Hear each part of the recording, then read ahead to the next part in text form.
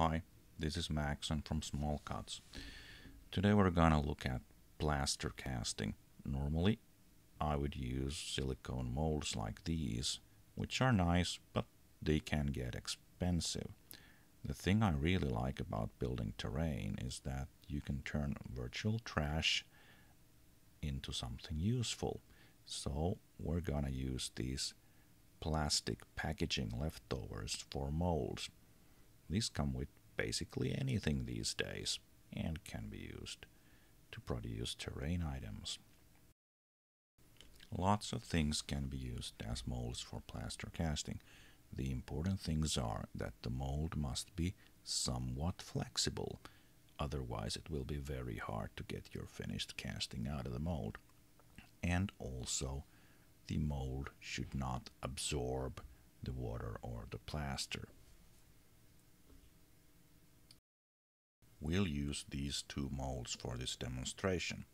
This one originally came with some Easter eggs, and the other one actually contained cheese. As you can never have enough cheese, let's use two of them for this project. The tools we need for this project are a mixing bowl, something to mix with, and a scraping thingy that you can buy from a hardware store.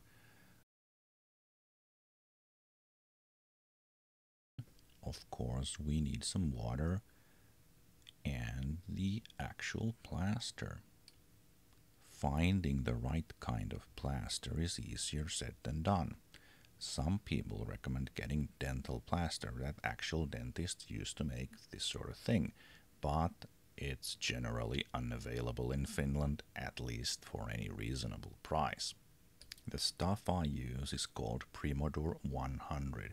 It's a high-density plaster sold to artists that I found in an art supply store that specializes in sculpting materials. Let's mix the plaster. I've found that my plaster works best mixed in a ratio of 3 parts of plaster to 2 parts of water. The ratio for your plaster may be something different, and ultimately it is something you can only really find out by experimenting. Some people say you should add water first and then the plaster. I've found out that I'm generally less likely to create a giant mess if I do it the other way around. In the end, it doesn't really matter as long as your plaster is thoroughly mixed. So grab your mixing stick and stir. You don't want any lumps in the plaster when you start casting. The first thing to check is that your mold is stable. You don't want it to tip over when you pour in the plaster. This one looks sturdy enough, but if we were using this other mold, for example, we would have to add some sort of support in order not to create a giant mess. Okay, now take your bowl of plaster and simply pour it in the mold. You want to overfill the mold just a little bit. The next thing to do is to scrape the mold. You'll need to wait a little while for the plaster to start to solidify, and you will also see water rising to the top of the mold. Take your scraping tool and gently scrape along the top of the mold to remove the excess plaster. I've found that with my plaster the right time to scrape is roughly 5 minutes after casting, but with your plaster mix it may vary a little bit.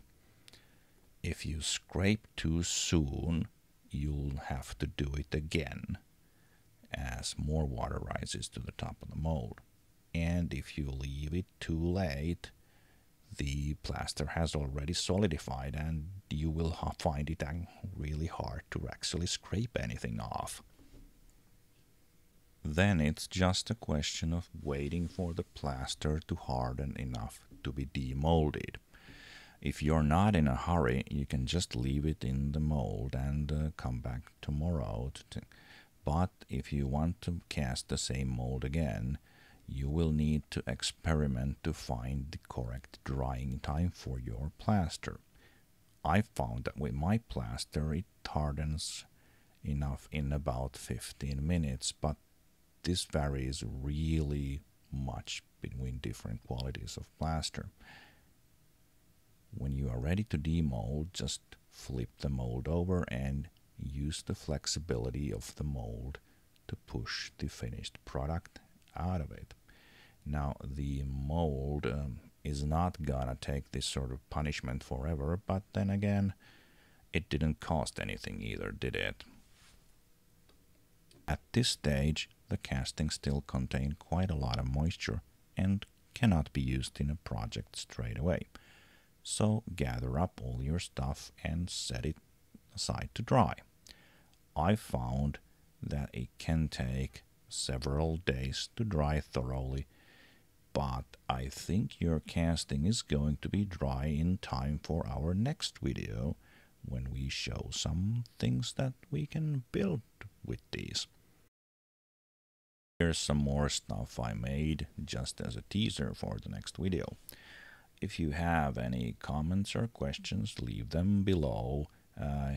Subscribe if you want to see more stuff like this, and like if you like, don't like if you don't like, and see you next time. Bye.